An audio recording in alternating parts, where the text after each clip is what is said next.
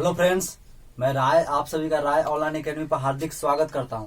तो पिछले क्लास में हम लोगों ने पढ़ा था हिस्ट्री में मौर्य काल को हम लोगों ने स्टार्ट कर चुका था और चंद्रगुप्त मौर्य के बारे में पढ़ लिया था। आपका क्लास सुबह होगा यानी कि लेट हो गया, इंटरनेट प्रॉब्लम के चलते आपका क्लास थोड़ा धीरे धीरे चल रहा होगा, इसके लिए माफ कीजिएगा। तो आज हम लोग आगे के मौर्य काल को हम लोग आगे बढ़ाएंगे। तो हम लोग क्या पढ़ेंगे, पिछले क्लास में आपको क्या बताया था कि चंद्रगुप्त मौर्य का बेटा का जन्म यानी बेटा का नाम क्या था, बिंदुसार। तो यानी कि मगध का जब चंद्रगुप्त मौर्य 298 ईस्वी पूर्व में मृत्यु हुआ, उसके बाद मगध का शासक कौन माने, मगध पर मौर्य वंश को आगे कौन बढ़ाया, तो बिंदुसार। तो आज हम लोग बेसिकली बिंदुसार को ही पढ़ेंगे। बिंदुसार, तो हेडिंग में लिखिए बिंदुसार।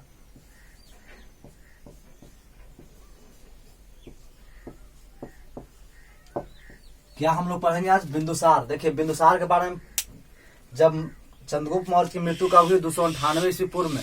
298 ईस्वी पूर्व में मृत्यु होने के बाद मगध पर राजा कौन बना, तो चंद्रगुप्त मौर्य का बेटा का नाम क्या था, तो बिंदुसार, है ना। बिंदुसार का नाम क्यों पड़ा, इसको आपको पिछले क्लास में बता ही चुके हैं कि जब चंद्रगुप्त मौर्य की पत्नी का नाम क्या था, दुर्धरा, और जहर का प्रवेश उसके होने से उसकी मृत्यु हो जाती, जबकि बिंदुसार का मृत्यु नहीं, जन्म हो जाता है ना, जन्म होता है और इसी में थोड़ा सा जहर बिंदुसार के शरीर में फैल जाता है, इसीलिए इसका नाम क्या, बिंदु मतलब हुआ थोड़ा सा, सार मतलब जहर, थोड़ा सा जहर इसके शरीर में चल जाता है, किसके, बिंदुसार को, इसीलिए इसका क्या नाम रखा गया, बिंदुसार। तो ये समझ लिए कि बिंदुसार। तो आज हम लोग बेसिकली किस पर पढ़ेंगे, बिंदुसार को। तो मगध पर जब कितना यानी 298 ईस्वी पूर्व में किसकी मृत्यु हुई, चंद्रगुप्त मौर्य की। चंद्रगुप्त मौर्य की मृत्यु के बाद मगध का शासक कौन बना, तो बना बिंदुसार। और बिंदुसार कब, देखिए बिंदुसार के बारे में कहा था, आपका देख लीजिए ब्राह्मण ग्रंथ में या फिर ब्राह्मण ग्रंथ में बिंदुसार को अमित्र घाट कहा गया। क्या कहा गया है, अमित्र घाट, अमित्र घाट। और यूनानी साहित्य में क्या कहा गया है, अमित्रोचेडस, अमित्रोचेडस। मन में प्रश्न आ रहा होगा कि अमित्रो घाट क्या है और अमित्रोचेडस क्या है, तो इंतजार कीजिए, आपको ये सबका हल आपको बता देंगे क्या इसका अर्थ होता है, थोड़ा सा इंतजार कीजिए। तो आगे हम लोग देखेंगे, बिंदुसार को हम लोग पढ़ रहे हैं। और बिंदुसार जो कौन धर्म को मानने वाला था, जैसे देखिए आपका चंद्रगुप्त मौर्य किस धर्म को मानने वाला था, तो जैन धर्म, है ना। तो ठीक उसी प्रकार ही बिंदुसार जैन धर्म को नहीं माना, न बौद्ध धर्म को माना। इस किस धर्म को माना, तो आजीवक संप्रदाय। किसको माना, आजीवक संप्रदाय। अभी मन में प्रश्न आ रहा हो कि आजीवक संप्रदाय क्या है। आजीवक, देखिए यहाँ लिखा हुआ जीवक, जीवन मतलब जीवन। आजीवक संप्रदाय कहता है कि जो जीवन पर जो लिखा गया है वो होना ही होना है, इसके पीछे हम लोग को भागना नहीं है। जैसे अगर जीवन में हमको राजा बनना है तो बने ही बनेंगे, अगर मृत्यु होगा तो होगा ही। इसके लिए ईश्वर को अगर चाहेंगे कि, है ना, अगर जीवन में अगर राजा बनना नहीं लिखा है, अगर हम ईश्वर को पूजा करेंगे तो हम इस राजा नहीं बनेंगे। यानी कि जो जीवन में लिखा गया है वो होना ही होना है, तो उसी को क्या कहेंगे, आजीवक संप्रदाय। और ये आजीवक संप्रदाय के संस्थापक यानी कि जैसे गौतम, बौद्ध धर्म के संस्थापक कौन थे, गौतम बुद्ध। जैन धर्म को ऋषभ देव, है ना। तो ठीक उसी प्रकार इसके संस्थापक भी तो कोई होगा, इसके संस्थापक का नाम है मखली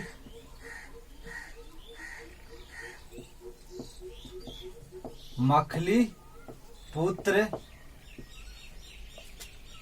गोसाल। इसका संस्थापक का नाम क्या है, मखली पुत्र गोसाल। यानी आजीवक संप्रदाय के संस्थापक का नाम क्या है, मखली पुत्र गोसाल। यहाँ तक आपका कंप्लीट होना चाहिए, यहाँ तक कोई डाउट नहीं रहना चाहिए। अब हम लोग आगे देखेंगे। यानी देखिए बिंदुसार, आपको पता होगा पिछले क्लास में हम लोग को पढ़ा था, देखिए आपको भारत के मैप के साथ आपको पढ़ाया था, जिसके आपको आसानी से समझ में आएगा।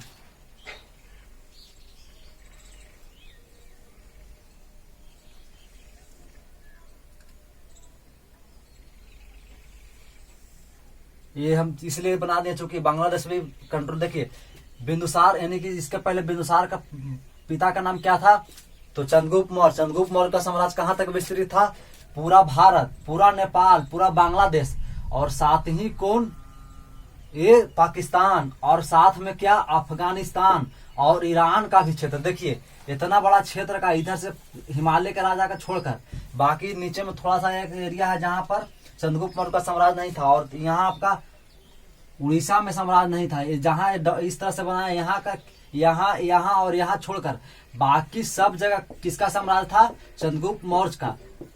ये सब देख रहे हैं सभी, यानी चंद्रगुप्त मौर्य का साम्राज्य कहाँ तक विस्तृत था। पहला भारत, दूसरा यहाँ देख लीजिए नेपाल तो भारत के अंदर में ही था, बांग्लादेश था ही, उसके बाद पूरा पाकिस्तान, पूरा अफगानिस्तान और पूरा ईरान का भी क्षेत्र कुछ आता था। तो देखिएगा, ध्यान देके, बिंदुसार समाज में आपको 3 तरह का बेटा आपको मिलेगा देखने के लिए। पहला अपने बाप दादा की संपत्ति को बेचने वाला, दूसरा अपने बाप दादा की संपत्ति को आगे बढ़ाने वाला, और तीसरा अपने बाप दादा की संपत्ति को स्थिर रखने वाला। जैसे देखिए, अगर कोई व्यक्ति है जो अपने बाप दादा की संपत्ति यानी कि खेत खलिहान को बेचकर, आप है ना, बेचकर अपने भोजन यानी कि आजीविका को चलाता है, यानी कि अपने भोजन करता है, उसी को हम लोग बेचने वाला कहते हैं। तो समाज में इस तरह का भी आपको बेटा मिलेगा, और समाज में आपको इस तरह का भी बेटा मिलेगा जो अपने बाप दादा की संपत्ति को आगे बढ़ाएगा, है ना, यानी जो बाप दादा की संपत्ति उसको नहीं बेचेगा और उससे जो प्रॉफिट होगा, इनकम होगा, उससे अपने समाज को यानी आपके खेती को बढ़ाएगा। और एक ऐसा भी बेटा होता है जो न ही आपके अपने बाप दादा की संपत्ति को बेचता है और न ही बढ़ाता है, हो ना। 3 कैटेगरी में बेटा होता है। पहला जो अपने बाप दादा की संपत्ति को बेचने वाला, दूसरा देख लीजिए तो कौन, अपने बाप दादा की संपत्ति को स्थिर रखने वाला, न बढ़ाएगा और न घटाएगा, और एक होता है अपने बाप दादा की संपत्ति को बढ़ाने वाला। तो बिंदुसार भी वैसा ही था। बिंदुसार है जो अपने बाप दादा को संपत्ति को न बढ़ाया न घटाया, ये कसम खा लिया कि, है ना, मतलब एक तरह से कह सकते हैं कि मर जाएंगे, यानी जो बेटा है यानी कि जो लायक होता है, जो अपने बाप दादा की संपत्ति को नहीं बेचता है ना, तो क्या करता है वो, अब जीवन में भले वो मर जाएगा भूखे, वो ठीक है, लेकिन अपने बाप दादा को संपत्ति को नहीं बेचेगा। तो वैसा ही कंडीशन किसके साथ था, तो बिंदुसार के समय, बिंदुसार के साथ, यानी बिंदुसार चंद्रगुप्त मौर्य का ऐसा बेटा हुआ जो अपने बाप दादा यानी कि अपने बाप का, यानी कौन है इसका, यानी कि पिता, संपत्ति का, जो चंद्रगुप्त मौर्य का जितना भी साम्राज्य था, नहीं ही साम्राज्य को किसी के अधीन होने दिया, यानी किसी का अधीन नहीं, मतलब हारा, और न ही ये किसी भी क्षेत्र, अन्य क्षेत्र को जीता, यानी जितना भी चंद्रगुप्त मौर्य का साम्राज्य था उसको था उतना ही रहने दिया, है ना। तो ध्यान रखिएगा, चंद्रगुप्त मौर्य साम्राज्य को बिंदुसार ने क्या बढ़ाया, नहीं घटाया भी नहीं, तो ये स्थिर रखा। लेकिन यही जब कौन होगा, अशोक, यानी इसका बेटा कौन है, बिंदुसार का बेटा, जब हम लोग नेक्स्ट क्लास में उसको देखेंगे, इसका बेटा अशोक अपने बाप दादा को संपत्ति को आगे बढ़ाएगा। इतना संपत्ति तो है ही बिंदुसार अशोक का, लेकिन यहाँ देखिए एक उड़ीसा का साम्राज्य को भी जीतेगा कौन, तो अशोक। तो उसको हम लोग नेक्स्ट क्लास में देखेंगे, ध्यान रखिए। तो देखिए ये समझ गए होंगे। और देखिए यहाँ पर तक्षशिला, आपको पता होगा तक्षशिला में, है ना, तक्षशिला, चाणक्य, तक्षशिला का नाम सुनकर चाणक्य आपका ध्यान आ गया, तो इसी यूनिवर्सिटी से चाणक्य थे, यूनिवर्सिटी का अध्यक्ष थे, ध्यान रखिएगा। तो तक्षशिला में बिंदुसार का समय, जब बिंदुसार का शासन चल रहा था, तो तक्षशिला में 2 बार विद्रोह हुए, है ना, 2 बार विद्रोह हुआ, यानी बहुत बड़ा विद्रोह हुआ। और पहला विद्रोह हुआ उसको, यानी कि पहला जो विद्रोह हुआ उसको शांत करने के लिए अपने बड़ा बेटा, यानी बिंदुसार का जो बड़ा बेटा था सुसीम को भेजा। किसको भेजा, सुसीम। यानी जब पहली बार तक्षशिला में विद्रोह हुआ तो किसको भेजा, शांत, यानी युद्ध को, यानी विद्रोह को शांत करने के लिए, तो इसको भेजा बिंदुसार अपने बड़े बेटे को सुसीम को। लेकिन एक बार और विद्रोह, कुछ दिन बाद और विद्रोह हो गया, कहाँ, तक्षशिला में। तो दूसरा बार जब विद्रोह हुआ तो किसको भेजा, तो अशोक को, ध्यान रखिएगा, अशोक। किसको भेजा, अशोक को, है ना। तो जब 2 बार, यानी कि बिंदुसार के समय कितने बार विद्रोह हुआ, तक्षशिला में 2 विद्रोह हुआ। पहला विद्रोह को सुलझाने के लिए, दबाने के लिए किसको भेजा, तो अपने बड़े बेटा सुसीम को, और दूसरा विद्रोह को दबाने यानी शांत करने के लिए किसको भेजा, अशोक को। ये ध्यान रखिए। तो ये कुल कितने हो गए, नहीं, अब बिंदुसार क्या किया, तो बिंदुसार आपका देख लीजिए तक्षशिला में 2 विद्रोह को शांत करवाया, है ना। और अब हम लोग आगे देखेंगे, अगला आपका देख लीजिए बिंदुसार। यहाँ आपको पता हो कि ईरान का भी कुछ क्षेत्र किसके अंडर में था, तो बिंदुसार के साथ। और यहीं पर एक देश है क्या, सीरिया, इसका नाम क्या है, सीरिया। सीरिया के एक राजा है कौन, एंटीओकस, एंटीओकस।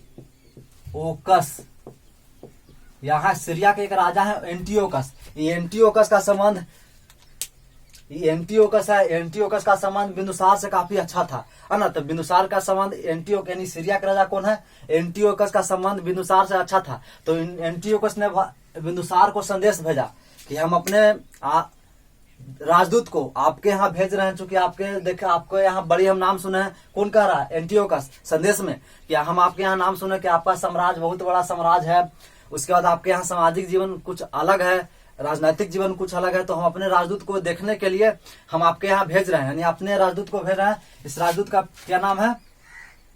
डायमेकस। डायमेकस। और इसका यानी कि एंटियोकस के राजदूत का नाम क्या है?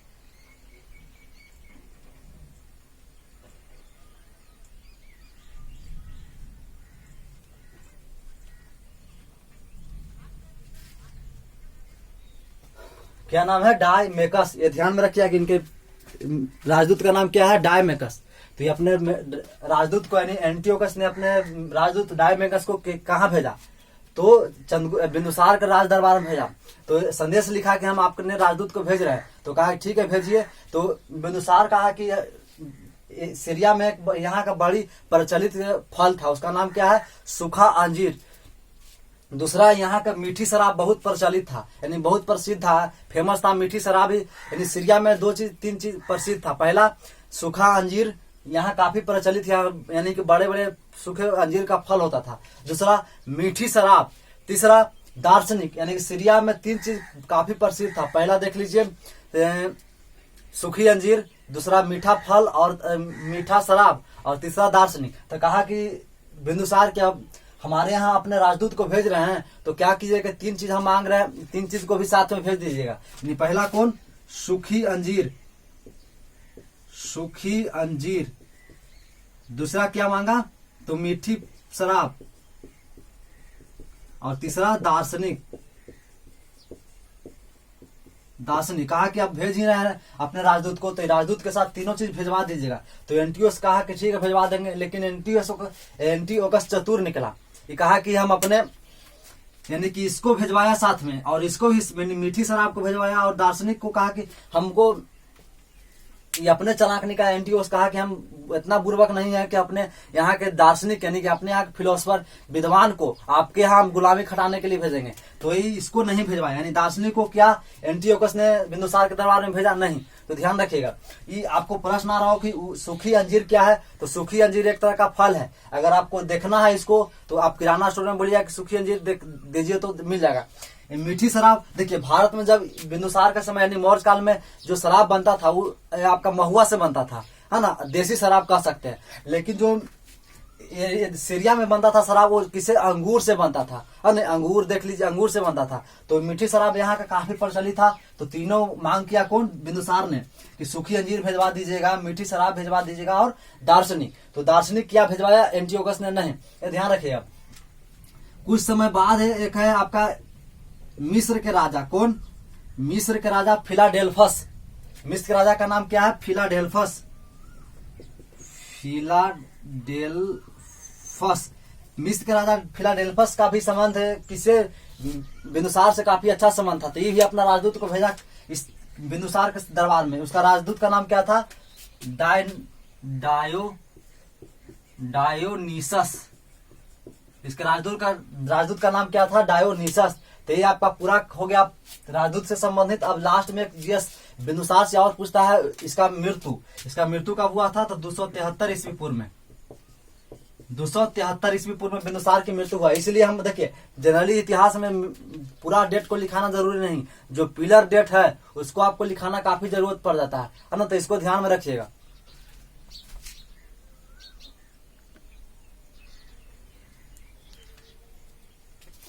तो यहाँ यानी कि 273 ईस्वी पूर्व में बिंदुसार की मृत्यु हो जाती है, ध्यान रखिएगा।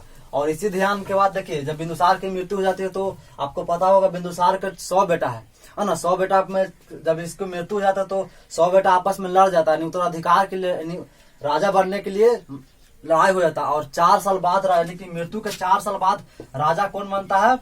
अपने 99 भाइयों को मारकर राजा कौन बनेगा? तो अशोक बनता है। अशोक। इसको हम लोग नेक्स्ट क्लास में देखेंगे बाकी डिटेल रूप से। तो यहाँ तक अगर कोई दिक्कत होगा तो जरूर कमेंट में बताइएगा। तो इसको हेडिंग में लिखिए बिंदुसार। बिंदुसार लिखिए। जैसे तक है बिंदुसार में 298 ईस्वी पूर्व में चंद्रगुप्त मौर्य की मृत्यु के बाद मौर्य वंश का अगला राजा बिंदुसार बना जो चंद्रगुप्त मौर्य का बेटा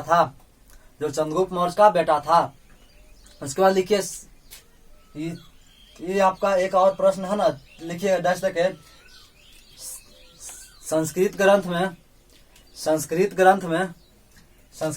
में बिंदुसार को अमित्र घाट कहा गया है।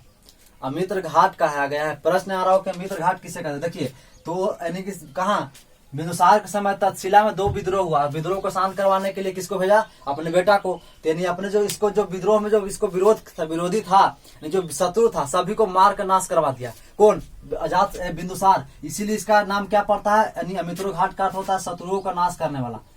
शत्रुओं का नाश करने वाले, दोनों का अर्थ होता है शत्रुओं का नाश करने वाला। तो लिख लीजिए अर्थात, इसी में लिखिएगा अर्थात अमित्रो घाट का मतलब, अर्थात अमित्रो घाट का अर्थ शत्रुओं को नाश करने वाला होता है, शत्रुओं का नाश करना। उसके बाद लिखिए यूनानी ग्रंथ में बिंदुसार को अमित्रोचेडस कहा गया है, अमित्रोचेडस कहा गया है। उसके बाद देख के लिखिए बिंदुसार आजीवक संप्रदाय को मानने वाला था, आजीवक संप्रदाय को मानने वाला था। और इसी में स्टार मान के डैश देख के लिखिएगा आजीवक संप्रदाय के संस्थापक मखली पुत्र गोसाल थे। ये कंप्लीट आपका हो गया। उसके बाद लिखिए बिंदुसार के समय तक्षशिला में 2 विद्रोह हुआ और जिसमें पहले विद्रोह को शांत करने के लिए अपने बड़े बेटा सुसीम को भेजा तथा दूसरे विद्रोह को शांत करने के लिए दूसरा विद्रोह को शांत करने के लिए अशोक को भेजा। ये आपका हो गया। उसके बाद लिखिए बिंदुसार, लिखिए सीरिया के राजा एंटीओकस ने अपने राजदूत डायमेकस को बिंदुसार के दरबार में भेजा और बिंदुसार ने एंटीओकस से तीन चीज की मांग की। कौन कौन, तो पहला लिखिए सूखी अंजीर। उसके बाद दूसरा लिखिए मीठी शराब और तीसरा दार्शनिक। उसकी में लिखिएगा आगे डैश देखे एंटीओकस ने बिम्बिसार को सूखी अंजीर और मीठी शराब को भेजवाया किंतु दार्शनिक को नहीं भिजवाया। ध्यान रखिए। उसके बाद लिखिए मिस्र के राजा फिलाडेल्फस ने अपने राजदूत डायोनिसस को बिंदुसार के दरबार में भेजा। उसके बाद डैश देख के लिखिए 273 ईस्वी पूर्व में बिंदुसार की मृत्यु हो गई। 273 ईस्वी पूर्व में बिंदुसार की मृत्यु हो गई। तो ये आपका बिंदुसार से संबंधित था। यहाँ तक अगर दिक्कत हुआ होगा तो कमेंट में जरूर बताइएगा, है ना। तो इसको बाद हम लोग फिर मिलेंगे डीपली क्लास किसको पढ़ेंगे, अशोक पर, ना। तो अशोक का सेक्शन काफी लंबा है, आपका 4 से 5 क्लास लगेगा। उसके बाद अशोक का सेक्शन कंप्लीट होगा। तो हम लोग फिर मिलेंगे नए क्लास और नए टॉपिक के साथ। तब तक के लिए जय हिंद, वंदे मातरम।